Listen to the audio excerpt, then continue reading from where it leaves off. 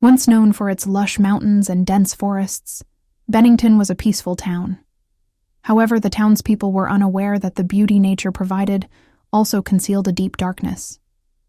The Bennington Triangle, a mysterious area just outside the town, was a place where disappearances were frequent. Surrounded by forests, natural barriers like rivers and rocks made the region even more terrifying. Between 1945 and 1950, a series of disappearances occurred in this area, turning it into a legendary mystery. Those who ventured into the Bennington Triangle never returned, and often no trace was left behind. These disappearances stirred up fear, unease, and uncertainty among the local population. So, what was behind these disappearances? Was nature simply swallowing these people, or was there something more? The mystery still remains unsolved today. Let's meet the first person to disappear, 18-year-old Michelle Burroughs. In November of 1945, the young girl decided to go on a hike along the long trail, located near the Bennington Triangle. Her family and friends believed that Michelle, an experienced hiker, would have no problem completing the trail. However, unexpectedly, she disappeared, and no one heard from her again. After Michelle went missing, extensive searches were conducted in the area. But as days went by, there was no trace of her. Not a single clue could be found. Her family's anguished waiting was only deepening the fears of the local population. Many believed that nature had swallowed the young girl, but no one could truly explain what had happened. 5 years after Michelle's disappearance in 1950, another person vanished. This time, it was a young boy named Paul Jepson. Paul, only 8 years old, had been on a trip with his family in the forested area near Bennington. His mother noticed that he was missing and immediately began searching. However, just like Michelle, Paul was nowhere to be found.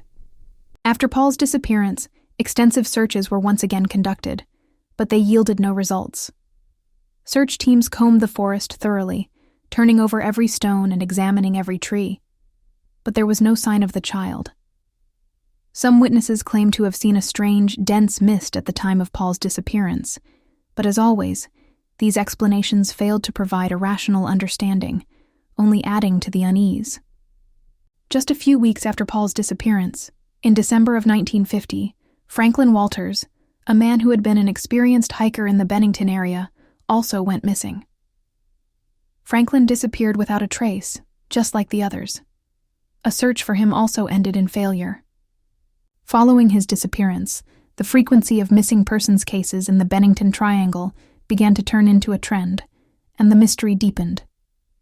Many people began to believe that there was a supernatural phenomenon behind the disappearances. Some speculated that there was a curse on the area, while others simply couldn't come up with an explanation. Franklin Walters' case, like the others, remained unsolved. As time passed, the number of disappearances in the Bennington Triangle continued to rise, yet no concrete explanation was found. Each disappearance only intensified the fear surrounding the area. People became more and more reluctant to venture into the woods. Hikers, climbers, and campers started avoiding the area. But one question remained.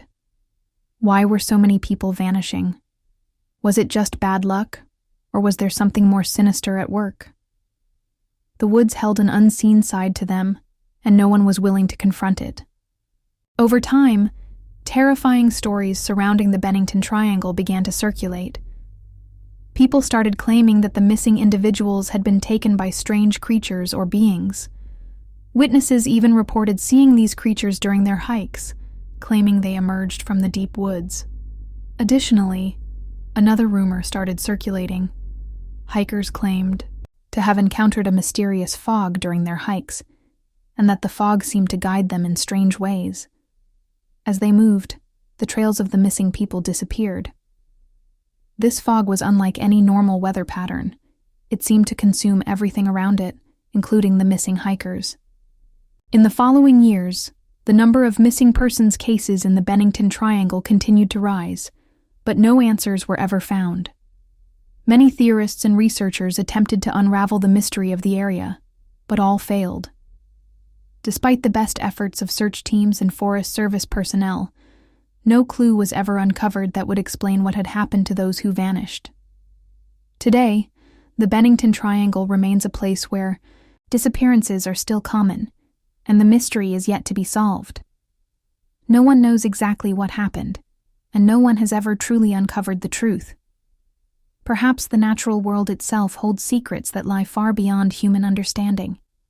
And perhaps, one day, the truth behind these disappearances will finally come to light. Until then, the Bennington Triangle continues to keep its secrets, and the mystery of those lost remains unsolved. The Bennington Triangle disappearances remain an unsolved mystery. The growing number of disappearances in the area has turned it into a terrifying legend, and the fear surrounding it only deepens with time. Perhaps nature, itself, holds the key to this mystery, one that humans have yet to comprehend. And perhaps the disappearances, still unresolved to this day, will never be fully explained.